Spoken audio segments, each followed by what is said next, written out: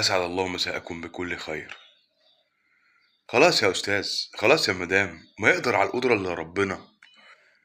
الدكتور ضياء العوضي إيه اللي انتوا عاملين عليه الهيصة دي كلها وطيباته؟ يا جماعة يعني المفروض نستمع لأكبر رؤوس في قطاعاتنا كلها، يعني أكبر إعلامي في مصر وأكثرهم شهرة ومجدا وفلوسا بيقول غلط، بيقول غلط الكلام ده. وأكبر فنان في مصر، جبل الأغنية المصرية، بيقول إنه برضه كلام غلط يا جماعة. إيه؟ الإعلامي كان بيهدد، ما هو من حقه يهدد يا جماعة. بيقول مش هنسيبكم، مش هنسيبكم. المفروض ما يعني صح، ما ينفعش الناس تتساب إنها تسمع كلام هذا الرجل الدكتور ضياء، ولا تبطل الحاجات اللي هو بيقول عليها دي، لأن ده فيه مشاكل. هو الراجل الرسالة دي مش مفهوم، يعني هو كان بيتكلم مين بالظبط؟ بيكلم الشعب ولا بيكلم الدولة ولا بيكلم مين؟ يعني مش هنسيبكم دي يعني، والاقتصاد وبتاع، يعني ده تهديد مثلا ضمن ان هو مش هناخد معونات، ولا مفيش خطط انقاذ قادمة، ولا هو بيتكلم عن مين بالظبط اللي هم مش يعني مش هيسيبهم؟ ما كنت تستقوى يا عم انت على الدكتور وهو عايش، كنت تطلع عليه كده وقول له مش هسيبك، او اليوم اللي قبل ما تهدد فيه، قبل ما يجي التهديد من الناس اللي هم مشغلينك، كنت يعني اتكلم مع اتكلمت انت مع المحامي وقعدت تستمع بحيادية وإعلامية، وتاني يوم اتحولت مهاجم شرس بقوة وحمرت عينيك. وجبل الأغنية المصرية برضو يعني يا جماعة، قال لكم في يعني ناس كتير بتحب دراعاته، عليها تاتو جميل كده مكتوب عليه عبد الله، مع ان اصلا التاتو حرام، الوشم اصلا حرام، او هكذا سمعنا كان يقول اباؤنا في الماضي. فنعمل ايه بقى؟ نطلع وشم جميل عليه لفظ الجلالة. هو ده الكلام، هو ده الكلام، ده مش عبث ابدا، ده كلام مظبوط بتاع يعني الشياطين اللي هي الحلوة نص نص دي، عارف اللي هي مش حلوة قوي، وبعدين نلبس حلق، وبعدين يعني يا جماعة بلاش ايه الرجولة بقى والحاجات اللي هي كنتوا بتتكلموا فيها زمان دي. نحاول بقى نغيرها، نبقى شبههم، نبقى شبه الاسياد، هم كويسين ورجالة قوي عشان تبقوا عارفين يعني. اه. وبعدين هم بيتكلموا صح، لان الشركات كلها، الراجل بقاله 16 سنة عامل حملات دعاية لشركات المياه الغازية الزرقاء، فيعني الناس يجي يقولوا له احنا في ساعة دقيقة، يا حبيب قلبي احنا في دقيقة، ايه يا توتو؟ ها هتقف جنبنا ولا لا يا باشا؟ اقف. هتعمل معانا الصح ولا لا يا باشا؟ اعمل. في ظهر اخوك ولا مش في ظهر اخوك؟ النظام العالمي في ظهره يا باشا.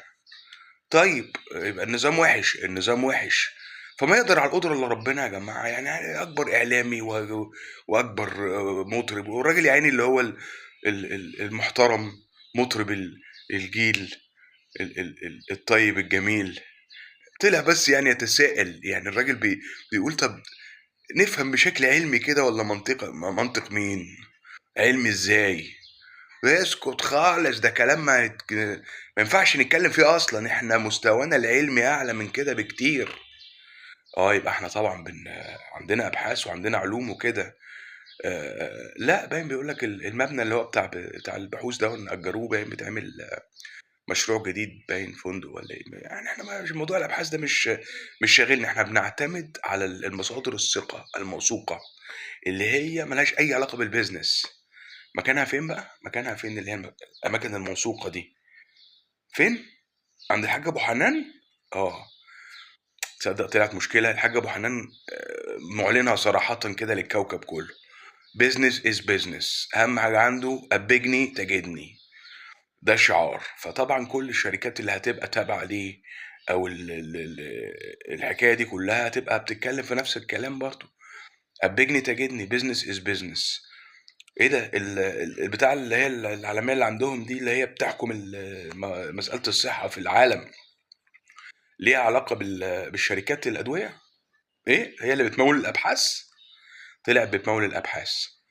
طيب يعني هيعملوا أبحاث كده يعني تتماشى معاهم برضه يا جماعة، ما إحنا لازم نفهم إن هم وزير الصحة الأمريكي اتكلم قال إيه؟ اتكلم أن الأمريكان كلهم عندهم سمنة وأمراض ضغط وسكر وبتاع، وقرر يغير الهرم الغذائي. إيه ده؟ غير الهرم الغذائي؟ اللي هو كان دكتور ضياء بيتكلم عنه ده اتغير؟ اتغير من 3 شهور. الدكتور ضياء طلع بقى اتسلطن كده وقال لك أمريكا تهزت بسببي. المذيعة قعدت تضحك عليه. احنا المفروض نضحك عليه كلنا. أمريكا ايه اللي تتهز بسبب راجل؟ ولا العالم العربي ايه اللي يتهز بسبب كلام فارغ؟ يقول لك تقعد اسبوعين وثلاثه تتشافى ذاتيا. يا جماعه مفيش الكلام ده. ايه دكتور العظم بيعمل ايه بقى؟ بيلحم العظمتين في المكان الصح. هو اللي بيلحمهم؟ لا، هو بيحطهم قدام بعض وبعدين بيقفل. وبعدين ايه اللي بيحصل؟ ده بيلحم لوحدهم. العظم بيلحم لوحده يا جماعه. ده طلع بيلحم لوحده العظم. الله، ده في حاجات بتتعمل لوحدها جوه الجسم. امال احنا بنقول الجسم مش هيعرف يعمل حاجه ليه ولازم نساعده بحاجات خارجيه؟ ما هو لازم من كل يعني السبب المرض ابتلاء. المرض ابتلاء يا جماعه. المرض ابتلاء ولازم نتحمله. وبتوع هيروشيما دول برضو اللي هم جات لهم امراض نتيجه القاء القنبله الذريه عليهم، دول برضو كانوا ابتلاء. كفروا بقى قولوا انه مش ابتلاء. في ناس جلدهم ساح وفي ناس جات لهم اورام سرطانيه وبتاع في هيروشيما نتيجه فعل شرير. أشر فعل تم في الأرض إلقاء قنبلة نووية على مدينة كاملة. آلاف البشر توفوا في ثواني ودابوا عظمهم ساح. كان ابتلاء. ده موضوع ابتلاء. ما يكفر بقى قول لي بقى ان الامراض اللي جات لهم والسرطانيه بعد كده نتيجه فعل البشر ده مش ابتلاء. ايه ما نخلطش الامور. ما نخلطش الامور ازاي يعني انت مش عايز تفهمني ان المرض مش ابتلاء؟ المرض إذا تدخل فيه، أنت بتتكلم بتقول كده يعني، المرض إذا تدخل فيه عامل بشري يبقى مش ابتلاء، يبقى غباوة. يا إما تخفيل يا إما إفساد في الأرض. لكن المرض لو جه كده منه لنفسه يبقى ابتلاء. صح الكلام. إيه؟ ربنا هو الشافي؟ يا عم ما ونعم بالله وعد. إيه علاقة الدين دلوقتي بالطب؟ إيه علاقة الدين أصلا بجسمك؟ يعني ربنا خلقنا الحمد لله وكل حاجة، بس يعني محتاجين حاجة تزق معانا. يعني ما هو ربنا خلقك بتجوع، لما تجوع لازم تاكل. صح؟ هو ربنا اللي اكلك في بقك. فانت برضو لما تعيا لازم تتعالج تتداوى. لازم تساعد الجسم كده تزقه. ما ينفعش الجسم ان هو يخف لوحده. لازم يبقى فيه زقة. ايه الحاجات دي ما بتتزقش. يا ريت الناس ما يعني ايه الناس ما بتخفش؟ ما هو في امراض بتقعد معاك 50 سنة. ايوه، ما انت جاي هنا عشان تمرض. انت فاكر المرض ايه؟ ما احنا قلنا بقى ما تقعدش المرض ابتلاء. تقعد بقى 50 سنه عيان مش مشكله. امال بتاخد الدواء ليه؟ بتاخده عشان تخف؟ بتاخده عشان بتزود جرعات الحبشتكنات؟ مش مهم زودها. ما هو انت لازم تزودها. الفولت لازم يعلى. انت مش بتكبر يبقى تاخد اكتر. طالما بتكبر يبقى تاخد اكتر. لكن هتقول لي بقى ان انت ان الخليه ربنا خلقها متكامله ويدخل العلم في الدين ويقول لك بقى ان احنا بنخف كده تلقائي زي العظم ما بيلحم و... والدنيا بتمشي كده بسلاسه وفي تعافي ذاتي. عودوا بقى اتكلموا كلام بقى الصينيين بقى اللي هم عينيهم عامله كده، دول اللي هو الطب الشرقي اللي هو ملوش اي علاقه باي حاجه. دي ملوش اي علاقه. الطب الشرقي ايه؟ هو الطب الغربي يا جماعه هو اللي ليه عازه في الكوكب. والطب الهندي هتقول لي الطب الهندي ايه؟ الصين اعلى اقتصاد في العالم. مش مهم، ملناش دعوه بالاقتصاد. احنا بنتكلم دلوقتي في الطب، ملناش دعوه بالاقتصاد. اذكياء وعملوا كل حاجه وعملوا اسلحه وعملوا تطور تكنولوجي والعربيات بتاعتهم بتغزو العالم. مال العربيات دلوقتي يا جماعه بالطب الصيني؟ الطب الصيني بيتكلم عن الروح والجسد. الطب الغربي بيتكلم عن الجسد بس. احنا مالناش، بص احنا مالناش دعوه بحاجه اسمها الروح. احنا لينا دعوه بالجسد. شوف انت لامس ايه؟ تعرف تلمس لي الروح؟ المس لي الروح كده. فرجني على روحك. مش مفيش خلاص، مش شايفها ما تتكلمش. احنا لينا دعوه بالملموس اللي احنا شايفينه بايدينا. الجسد، هو الجسد بس اللي بنتعامل معاه وهنتعامل معاه. تقول لي بقى الغذاء ليه علاقه بالروح؟ خلاص، ونهضة الأرواح والأرواح بقى بتاعتنا بتدبل وتزبل، في حين إن إحنا لما بناكل الحاجات الميتة دي والحاجات اللي مش عارف إيه، ما تقعدش بقى إيه ابن خلدون بيقول اللي أنت بتاكل منه بتاخد صفاته. ابن خلدون ده كان في الماضي، احنا دلوقتي في المستقبل وفي التطور وفي التكنولوجيا.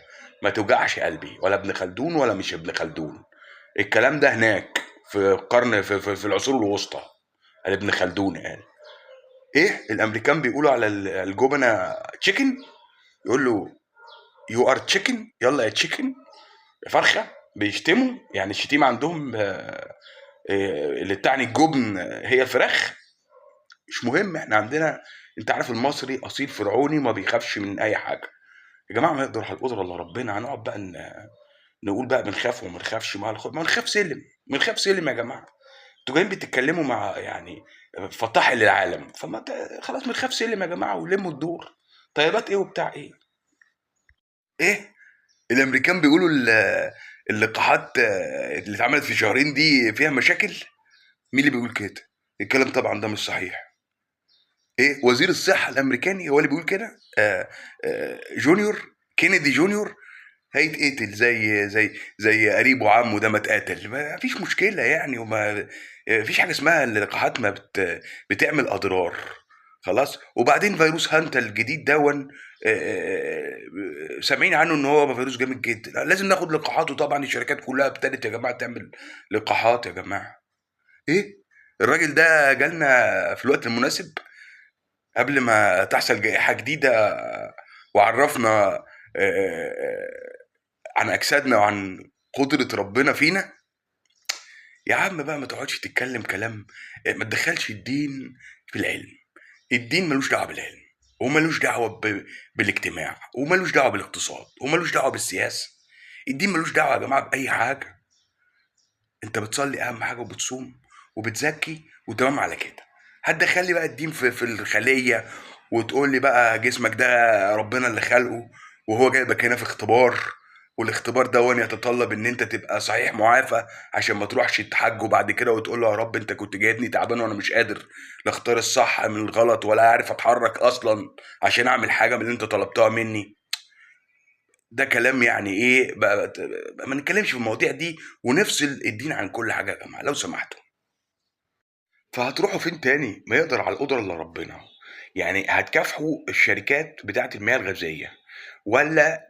طبعا احنا واخدين بالنا كل برامج الاعلام بتقوم وبيتحدد اجر المذيع وساعات المشاهده والمواعيد الحلوه المميزه بناء على المعلنين. المعلنين دول عبارة عن شركات الفيتامين. خلاص. وعندهم فلوس كتير تنين، وهم في الآخر اللي متحكمين ومهيمنين ومسيطرين، وليهم دلال وزعلهم وحش. فيا جماعة ما تقطعوش عيش الناس بقى وتوقفوا البرامج الحلوة اللي احنا بنحب نقعد نسمعها كلنا ونتفرج عليها. وبعدين الأغاني برضو مش هينفع. الصيف الجاي هنسمع ايه في الساحل يا جماعة؟ الساحل الشرير. هنسمع ايه في الساحل الشرير الصيف الجاي؟ ها؟ فيا جماعه ما تقعدوش بقى تقفشوا على مساله ال المشروبات المياه الغازيه. جميله المياه الغازيه، مالها جميل، بتفتت العظام، بتهشش اللي مش عارف ايه، ولا بتهشش ولا بنشرب بقى لنا 100 سنه ما حصلناش اي حاجه. ما تقعدوش تفتوا. والبتاع اللي هي الفراخ بالهرمونات، ايه هرمونات يعني؟ ما بناكل هرمونات بقى لنا 100 سنه برضو وعاملين زي الحديد. صح. وكلنا عضلات. الرجاله بتتسدى والسيدات بيجي لها عقم والهرمونات بتلعب فيها جوه الجسم. مش مشكله يا جماعه، هرمونات ايه وبتاع ايه؟ انت شفت هرمونات قبل كده؟ اثبت ان الفرخ جوه هرمونات، ما تقعدش تتكلم كتير. البيت الدكتور ده كان بيقول عليه ايه؟ بيقول البياض بتاعه ما بيتهضمش وبيقعد يتحلل جوه الامعاء. فتصدق كنت بعمل غازات وانا مش واخد بالي، انا كنت باكل بيض من هنا وافضل اديها للصبح. ده طلع ما بيتهضمش وبيقعد بقى يعمل بكتيريا ضاره وبتاع، ولا بكتيريا ضاره ولا بتاع. بقول لك ايه، البيض جميل. وبعدين بروتين، البروتين اهم حاجه. بيقول ايه؟ ناخده من القمح حاجه الحبايه الكامله، من الرز. الرز فيه بروتين، القمح فيه بروتين. انت صح بتهزر انت. لحمه ضاني، اجيب لكم منين ضاني؟ ناكلكم منين ضاني؟ وسمك، سمك. احنا ما اقول لكم ايه، احنا عندنا البحر المتوسط والبحر الاحمر ما فيهمش سمك، خلاص ما تقرفوناش، هو فراخ بس، تاكلوا فراخ. وموضوع الطيبات ده مش عايزين بقى نقعد نحكي فيه تاني، ولا حد يقعد يتكلم فيه ونقعد بقى عاملين هيصه والناس انقسمت، يمين فريق يمين وفريق شمال كل ده عشان كلام راجل واحد. ما خلاص يا جدعان، مات يا جماعه، وبيقولوا مات من النظام بتاعه، خلاص. هم قرروا يعني ايه، هم اللي موتوه. موتوه ايه يا عم؟ بقول لك ده مات بشكل طبيعي، ما تقعدش تفتي. وموتوه عشان يقولوا نظامه موته ويخلصوا من القصه دي. ما فيش القصة، ما يعني لازم نخلص منها يعني. موتوه ما موتوش، تخلصوا من القصة دي بقى يعني. كفاية كلام عن هذا الرجل ونظامه اللي هو في أسبوعين ثلاثة يشفيك. يشفيك بتاع إيه يعني؟ يشفيك بتاع إيه؟ يعني مش لازم تاخد حاجات كتيرة كده تساعدك مكملات كده تزق جسمك على الفايدة، وتزقه على إن هو يرجع يتعافى كده ويحلو. لكن انت منك لنفسك كده زي العظم ما بيتكسر يلحم مع نفسه كده، انت ناوي تخف مع نفسك؟ بلاش استهبال يا جماعة وكلام عجيب. خلينا في اللي احنا متعودين عليه، في نفس الوقت ما تزعلوش الناس بتاعتنا الحلوة دي كلها. بقى زعلوا الشركات الكبرى والنظام العالمي، وهتقعدوا بقى توجعوا لنا قلبنا والاقتصاد دي يتهز وما ناكلش فراخ وبتاع. بقول لكم ايه، هرمونات حلوة، فراخ حلوة، مشروبات الغازية عظمة على عظمة، وجرجير كل يوم تاكل جرجير وخس. كلنا لازم جرجير وخس. ورق العنب الكيلو بقى بكام؟ ب7 مليون دولار الكيلو. مش مهم، تجيب ورق، تزرع شجرة عنب وتاكل الورق بتاعها. بس كده. أسعد الله مساءكم بكل خير.